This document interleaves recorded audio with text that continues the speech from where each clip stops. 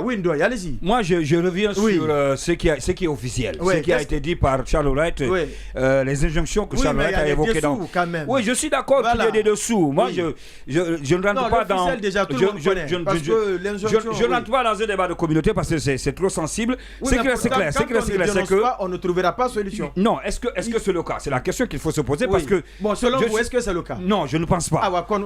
Je ne pense pas. De toute façon, s'il faut le dire aussi, on a enlevé quelqu'un, c'est Pété qui est parti et c'est Djoueba qui est venu. On a vu sur la toile même d'ailleurs, les gens qui ont pris des positions de par-ci et de par-là pour essayer de dénoncer. On a vu ce qui a été dit, par exemple, sur Pété.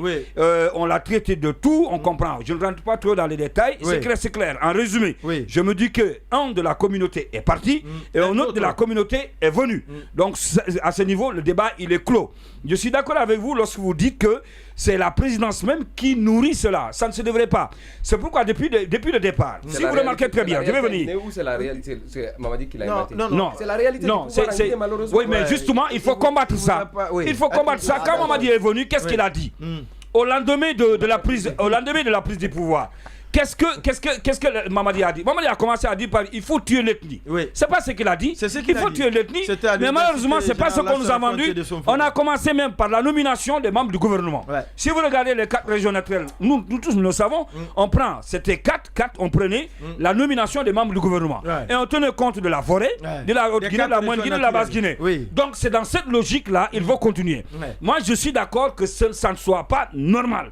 C'est pas normal, mais malheureusement, s'il ne le fait pas, comme il le dit, nous serons les premiers ou encore l'opinion publique. Il faut éviter l'opinion publique, la clameur de l'opinion publique. C'est que les gens pensent, ils disent que si je ne le fais pas, puisque j'ai enlevé un peu, il faut que je mette un peu. C'est ça, il faut combattre ce problème-là. Maintenant, on revient sur les faits. Je suis d'accord qu'il y ait des dessous. Mais les faits, le communiqué, je pense que... Les injonctions de les injonctions. Qu'est-ce qu'il y a dedans? On a parlé j'ai relevé quelques passages. On dit les documents qui n'ont pas été joints à la demande d'exonération. Et ça c'est deuxième chose, ce qu'on reproche à Pété. Ça c'est par rapport à GDMC. Oui, GDMC, justement. Deuxième chose, c'est le bon de commande qui n'a jamais fait l'objet de validation. On parle, c'est dans le cadre, comme il l'a dit, de l'exécution de la convention signée entre la Guinée et le GMC, c'est ça, non? GDMC en 2015. Autre chose, on dit les mêmes pratiques sont répétées dans la concession de l'hôpital Donka avec je ne sais pas, EIPPAG, je ne sais pas FH, ce que ça signifie, où aucun contrat n'a été soumis. Et ensuite, plus loin, on dit toujours par rapport aux injonctions, on dit les faits de corruption sont révélés dans les documents comptables portant l'acquisition des vaccins dans le cadre de la campagne de vaccination. Je ne sais pas de quelle vaccination il s'agit. Est-ce que c'est la vaccination contre la poliomyélite, de Covid ou encore. Donc voilà, entre autres, il y a d'autres éléments dont on reproche M.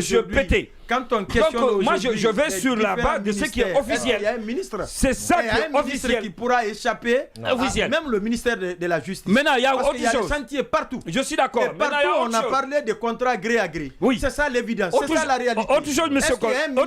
Condé. Est-ce qu'il y a un ministère qui pourra échapper aux injonctions? La réalité. Il n'y en a pas. Parce que tous les ministères sont en chantier. Peut-être qu'il devient cobaye. Il devient cobaye, on commence par lui, cobaye, autant pour moi. Il devient cobaye. Excusez-moi, donc l'expression c'est pas cobaye, c'est cobaye. Donc il devient cela. Et on commence malheureusement. Donc c'est un essai. On a parlé ici de. J'ai pas terminé mon numéro, s'il vous plaît. J'ai pas terminé. Parce qu'il fallait faire le diagnostic. Département par département. On a vu, parce que regardez le cas au ministère des Mines. Ça fait combien de jours la presse en parle? 2 millions de dollars de présumés de détournement. Qu'est-ce qu'on en a fait? On a dit rien. Non. On a dit l'action, l'intention vaut l'action. On a dit que puisque lui, on dit non, Moussa Magasuba, il déjeune avec le président, il prend le petit déjeuner avec Djiba Diakité. Qu'est-ce qu'on a fait entre-temps? Qu'est-ce qu'on a fait entre-temps? Donc ça commence. On a demandé toujours, on a dénoncé ici que la main du colonel était lourde. Maintenant, elle commence à être légère. Petit à petit, dit. Non, je n'avais pas terminé. Non, je reviens pour dire par rapport à ce qu'on a dit hier, par rapport à la lourdeur de la mère du colonel, pourquoi j'ai parlé tout à l'heure de Kobaye, parlant du ministre par exemple de la Santé, c'est ça, on a demandé à ce qu'il y ait changement. Je pense que l'équipe qui est là, c'est une équipe à changer. Il y a beaucoup de ministres qui doivent connaître leur départ du gouvernement. Et on commence maintenant, ça commence. Je pense qu'il est. Donc pour vous, c'est le top départ. C'est le top départ. Allez-y, chose de sens avant la pause. Jusqu'à tout de suite, on n'avait aucune idée, en tout cas du point de vue officiel, quant aux raisons du limogeage du ministre de la Santé. Désormais, on a un document où officiellement, il lui est reproché un certain nombre de choses et il l'a dit. C'est notamment en rapport avec la convention avec ZMC, c'est la concession de l'hôpital Donka et c'est l'acquisition des vaccins. Et maintenant, moi je dis que la justice fasse son travail. C'est tout à fait normal, je le comprends parfaitement. Mais je note cependant qu'il y a eu des signaux qui ont laissé croire que entre le ministre et peut-être le Premier ministre, ça n'a pas toujours été le grand amour. Je note à ce sujet, il a évoqué l'évaluation. Personnellement, je ne savais pas que c'est le ministre de la Santé, mais il y a eu des indices qui, à un moment donné, l'ont indiqué. Ça, c'est un.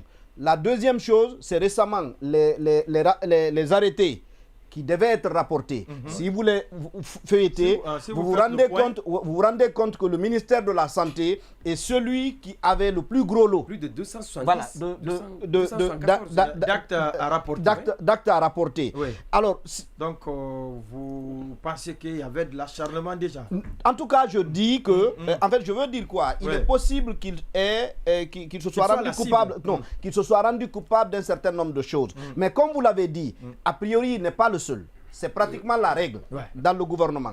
Donc, pour moi, ce qui pourrait l'avoir distingué, notamment dans le cadre de la sanction, c'est probablement l'absence de ce qu'on pourrait appeler parrain.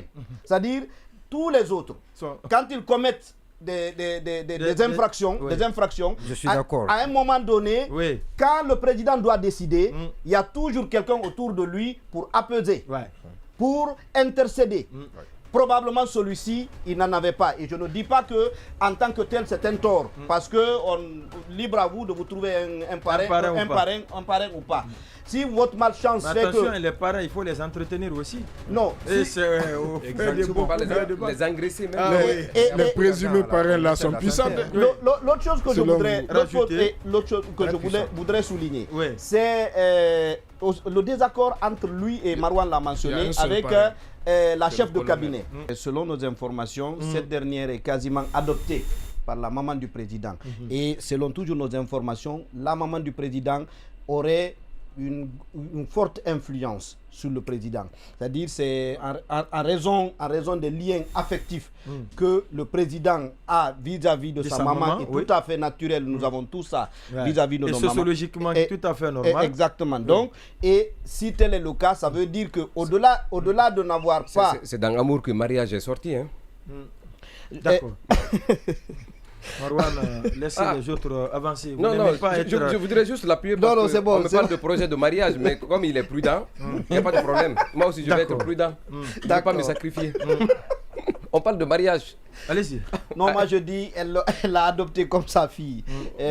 Alors, je veux dire quoi? Au-delà de l'avoir comme, de n'avoir pas un parrain aux côtés du colonel Mamadi Doumbouya, on peut dire que probablement l'ancien ministre avec presque un adversaire est autour du colonel. S'il ne s'entend pas avec le chef de cabinet qui se trouve être adopté comme fille. Oui, mais l'immixtion de la famille dans la gestion des affaires publiques, c'est un autre débat.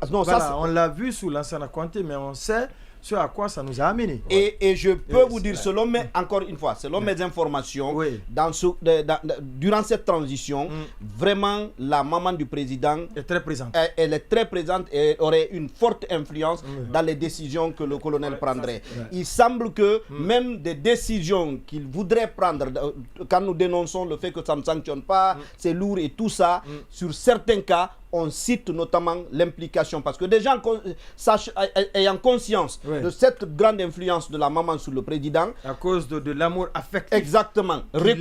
Qu'il voue pour sa maman. Recourraient davantage à elle quand ils ont des problèmes avec le président. Donc on sollicite tout le temps son intervention, sa clémence par rapport à... Et elle probablement ne comprenant pas tous les enjeux que cela peut avoir, notamment pour les répercussions. Exactement. Et répondrait de plus en plus favorablement aux sollicitations d'intercession. Parce qu'elle met en avant le social. Voilà. Oui.